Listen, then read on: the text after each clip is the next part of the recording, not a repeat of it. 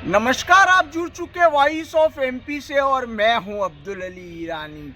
देश की आज़ादी में 1857 की क्रांति की अहम भूमिका रही और 1857 की क्रांति में नीमच का जो स्थान रहा वो बहुत ही महत्वपूर्ण रहा। नीमच से 1857 की क्रांति का आगाज हुआ 3 जून 1857 को, जब स्वतंत्रता के 1857 की क्रांति की पहली गोली मोहम्मद अली बेग ने चलाई। हम लोग जिस जगह पे बैठे हैं ये नीमच का शहीद पार्क है और ये वो बरगद का पेड़ है जहाँ पर 1857 की क्रांति में 27 लोगों को अंग्रेजों ने फांसी पर लटकाया। मेरे साथ मौजूद है इतिहासकार डॉक्टर सुरेंद्र सिंह जी शक्तावत साहब। आइए बात करते हैं। सर, हम जहाँ बैठे हैं उस जगह का एक बहुत बड़ा रोल है, क्या कहेंगे सर इस? अब्दुल अली ईरानी जी, सबसे पहले तो अपन उस भूमि का वंदन करते हैं जिस स्थान पर हम बैठे हैं। यह शहीदों की पवित्र भूमि है। 1857 की क्रांति देशव्यापी थी। उस देशव्यापी क्रांति में नीमच का एक बहुत बड़ा योगदान है और वह योगदान केवल नीमच तक ही सीमित नहीं रहा है। वह योगदान नीमच के सैनिकों ने क्रांति में भाग लेते हुए नीमच को अंग्रेजों से मुक्त कराया।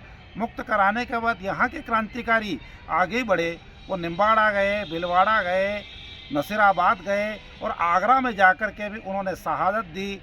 दिल्ली में बहादुर शाह जफर की मदद की। नजफगढ़ में जो युद्ध हुआ दिल्ली में, उसमें नीमच की सेना का मुकाबला जिस तरीके से उन्होंने अंग्रेज़ों से किया, उसकी ग्रांट डफ और तत्कालीन जितने भी अंग्रेज इतिहासकार हैं वो उनको याद करते हैं। तो एक बहुत बड़ा योगदान रहा है 3 जून 1857। इस दृष्टि से महत्वपूर्ण है कि संपूर्ण मध्य प्रदेश में पहली गोली नीमच से चली थी और चलाने वाले मोहम्मद अली बेग था, जिन्होंने कर्नल एबट के सामने वो गोली चला करके क्रांति का आगाज़ किया था। फतेह लश्कर और काला पहाड़ तोपों से यह नीमच गूंज उठा था और क्रांति का आंदोलन बहुत बड़ा था। महिदपुर से क्रांतिकारी भी आ गए थे।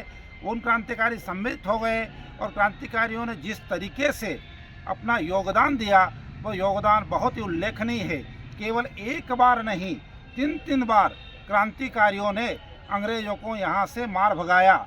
अंग्रेज़ों की दुर्दशा यह हुई कि डुंगला, कैसुंदा और उदयपुर तक उनको छोटे छोटे स्थानों पर शरण लेना पड़ी। डुंगला में तो यह स्थिति थी कि पशुओं के थान में उनको समय बिताना पड़ा। इतनी बड़ी महत्वपूर्ण भूमिका रही है। सर, मैं विशेष रूप से इस बात पर आना चाहूँगा कि हम लोग जो जहाँ बैठे हैं, इस बरगद के पेड़ का इतिहास क्या है? बहुत अच्छा प्रश्न है आपका। यह बरगद का पेड़ वही बरगद का पेड़ है जिसने क्रांतिकारियों को लड़ते हुए देखा। फांसी के फंदे पर क्रांतिकारियों को यहाँ चढ़ाया था। 27 क्रांतिकारी ऐसे हैं जिनको फांसी के फंदे पर चढ़ाया था। इस स्थान पर सामने ही आप देख रहे हैं अंग्रेज़ों की जेल होती थी, जहाँ पर क्रांतिकारियों को कैद में रखा गया। आज वह एक स्कूल का रूप ले चुका है।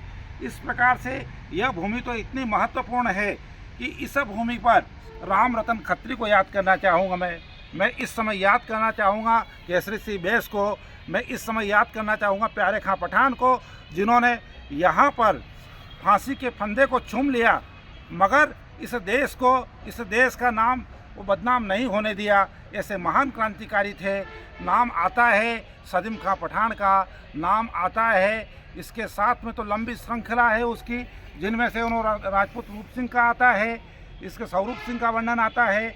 कई लोगों ने यहाँ पर अंग्रेज़ों से न केवल लड़ाई की, वे सामान्य ऐसे लोग भी थे जिसका महत्व इस दृष्टि से महत्वपूर्ण है कि 1857 की क्रांति केवल एक सैनिक क्रांति ही नहीं थी, जन भागीदारी भी उसके अंदर हुई थी। जन समूह ने योगदान दिया और जन समूह का योगदान इतना ज़बरदस्त था कि अंग्रेज़ों को यहाँ से भागना पड़ा। सर, 168 साल पुराना ये पेड़ है और ये हमें शहीदों की याद दिलाता है। सर, ख़ास तौर पे ये जानना चाहेंगे कि उस समय किस तरह से क्रांति का आगाज़ हुआ और नीमच का रोल कितना महत्वपूर्ण पूरी आज़ादी में रहा? बहुत अच्छा प्रश्न है आपका। देखिए, नीमच एक ऐसे स्थान पर है जहाँ एक तरफ छावनी नसीराबाद की थी, दूसरी तरफ आपका छावनी अगर देखा जाए तो मऊ की छावनी थी, जो विशेष करके यहाँ पर दो सीमा राजस्थान और मध्य प्रदेश की सीमा पर स्थित ये स्थान सीमांत प्रदेश का स्थान होने की वजह से इस क्रांति का महत्व इसलिए बढ़ जाता है कि यहाँ पर क्रांति केवल एक दिन ही नहीं चली। 3 जून 1857 से नीमच में क्रांति प्रारंभ हुई और 24 नवंबर 1857 तक क्रांति चली। ड्यूरेंट जब इंदौर से आता है, मंदसौर पर आक्रमण करता है और नीमच में यहाँ सेनाएं आती है, तब जाकर के दुर्भाग्य ये रहा कि क्रांतिकारियों के पास में गोला बारूद नहीं था, क्रांतिकारियों के पास में कहीं विषम परिस्थितियाँ थी, इस कारण से वो अधिक समय तक नहीं लड़ सके। फिर भी लगातार 5 महीने तक युद्ध का चलना इस बात का द्योतक है कि हमारे क्रांतिकारियों ने हार नहीं मानी। मैं आपको बताना चाहूँगा, तात्या टोपे जिनकी एक महत्वपूर्ण भूमिका है, वो तात्या टोपे भी नीमच के आसपास में लड़ते रहे, बहुत बड़ा योगदान है। इस क्रांति में बात आती है मंदसौर का शहजादा फिरोज 8 नवंबर 1857 को प्रातः 9 बजे मोहन की बेरी माधोपुरी बालाजी के पास का स्थान यहाँ आती है। शहजादा फिरोज की सेना, मुकाबला तगड़ा होता है। अंग्रेज का कैप्टन स्टेपलेटन का घोड़ा मारा जाता है। उस समय अंग्रेजों की ओर से जो सेनापति यहाँ पर थे कर्नल सॉवर्स, उन्होंने अपनी एक पुस्तक लिखी है 1857 की क्रांति पर, और missing chapter of the Indian mutiny. उस पुस्तक के अंदर स्पष्ट रूप से कहा कि क्रांतिकारियों का दल इतना बड़ा था और इस शिद्दत के साथ वो लड़ रहे थे कि हमको पीछे हटना पड़ा, भागना पड़ा, और एक बार नहीं अनेक बार मुंह की खाई। सर, जिस तरह यहाँ फांसी पर लटकाया गया, निश्चित रूप से अंग्रेजी शासन था, एक तरह से बहुत क्रूरतम व्यवहार हुआ है हमारे क्रांतिकारियों के साथ। तो गोलियों का इस्तेमाल भी हुआ होगा? निश्चित रूप से गोलियों का इस्तेमाल हुआ है। उस समय अस्तित्व में तोपें आ गई थी, उस समय गोलियां भी चली थी, तलवारों से भी यहाँ पर युद्ध हुआ है। और मैं आपको ये बताना चाहूँगा, क्रूरता की पराकाष्ठा ये रही है कि क्रांतिकारियों को न केवल फांसी के फंदे पर चढ़ाया गया, कुछ को तो गड्ढे खुदवा करके उनको जीते ही उन गड्ढों में दबा दिया और ऊपर घोड़े के टापे चलवा दी गई है। इतना क्रूरतम अंग्रेजों ने किया। मंदसौर के पास एक भुनियाखेड़ी गांव है, उस गांव में कुछ क्रांतिकारी छुप गए थे। अंग्रेजों को पता चला तो उन्होंने बच्चों, बूढ़ों और स्त्रियों सहित पूरे गांव में आग लगाकर पूरे गांव को जला दिया। इस कारण से उस गांव का नाम भुनियाखेड़ी पड़ जाता है। यहाँ की विडंबना नीमच की ये रही कि नीमच में भी अंग्रेजों ने इतना क्रूरतम व्यवहार किया, कई क्रांतिकारियों के हाथ काट लिए, कहीं की आंखें निकाल ले गई, कहीं को घोड़े की टापों से कुचलवाया गया, तो कहीं को इस प्रकार से जल में हाथ पांव बांध करके फेंकवा दिया गया। और ये तमाम आसपास जो बरगद के पेड़ है, 10,000 से अधिक क्रांतिकारी नीमच के अंदर आकर के विद्रोह कर रहे थे और उनमें हजारों की तादाद में फांसी के फंदे पर चढ़े हैं। नाम कुछ लोगों के मिलते हैं, मैंने नेशनल आर्काइव में जाकर उनके सारे दस्तावेज देखे हैं। और मेरी एक प्रसिद्ध पुस्तक 1857 की क्रांति और नीमच पूरे देश में अंग्रेजी और हिंदी माध्यम में चल रही है, जिस पुस्तक में यहाँ नीमच की क्रांति के रोमहर्षक वर्णन उसके अंदर मिलता है कि किस प्रकार से क्रांतिकारियों का दमन अंग्रेजों ने किया। सोचिए, जिसके राज्य में सूर्य अस्त नहीं होता था अंग्रेज, उनके खिलाफ बात करना, उनके खिलाफ क्रांति करना कितना कठिन था। फिर भी उन लोगों ने, उन जाबाज नौजवानों ने सब कुछ तुझे समर्पित के भाव को लेकर के मातृभूमि की सेवा के लिए जो योगदान दिया, उसको बार बार हम प्रणाम करते हैं। और इस दृष्टि से भी महत्वपूर्ण है कि नीमच की क्रांति में एक महिला क्रांतिकारी का बहुत बड़ा योगदान है। मैं इसी बात पर आना चाह रहा था कि रोंगटे खड़े कर देने वाली और दिल दहला देने वाली आपने पूरी ये क्रांतिकारियों की कहानी बताई। नीमच की महिलाओं का 1857 की क्रांति में एक नाम बड़ा जोर से उभरता है, रानी लक्ष्मीबाई, झांसी की रानी।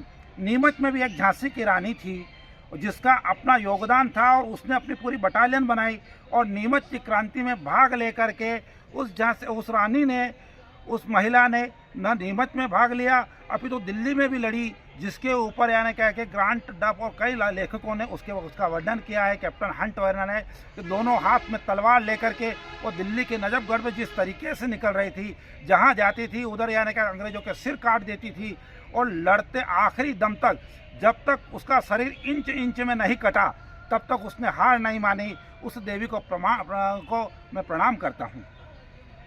सर, देश की आज़ादी में नीमच का इतना महत्वपूर्ण योगदान और क्रांतिकारियों के बारे में आपने बताया, क्या कहेंगे नीमच को लेकर और नीमच की क्रांति के बाद के इतिहास को लेकर?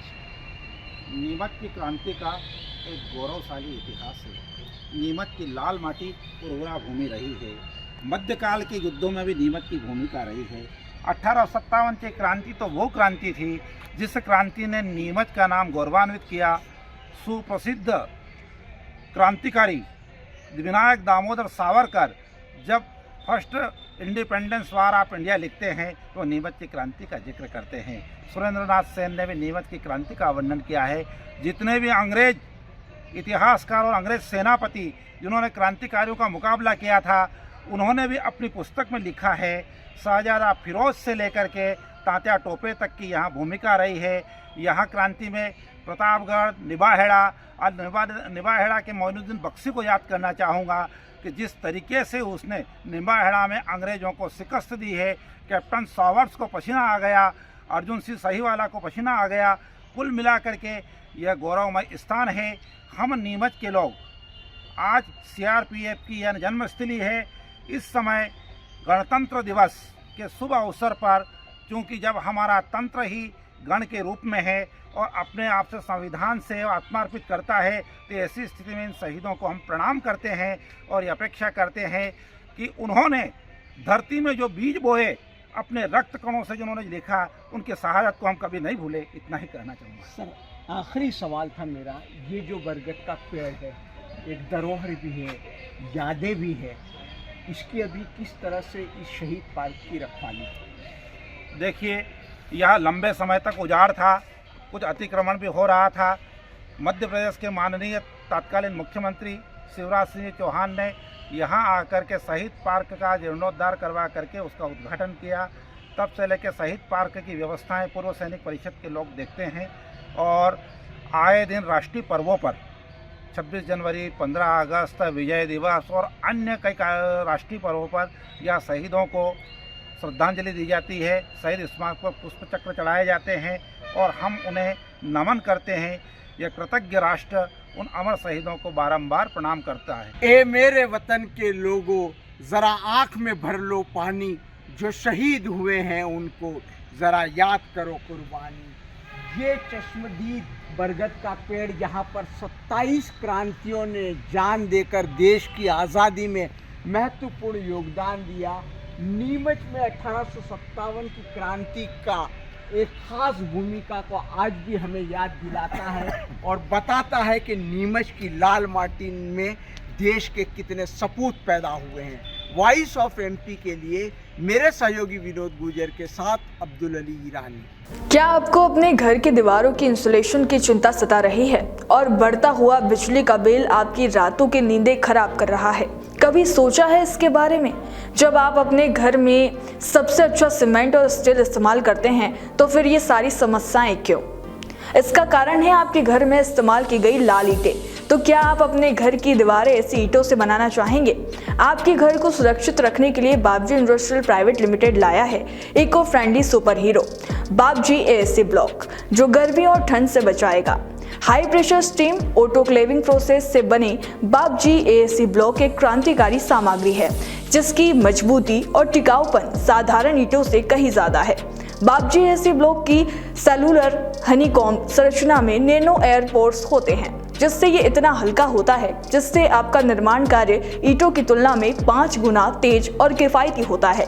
इसकी सेलुलर संरचना के कारण इसका थर्मल इंसुलेशन ईंटों से 8 गुना बेहतर है, जो न केवल आपके घर के तापमान को स्थिर रखता है बल्कि बिजली के बिल में भी 30% तक की बचत करता है।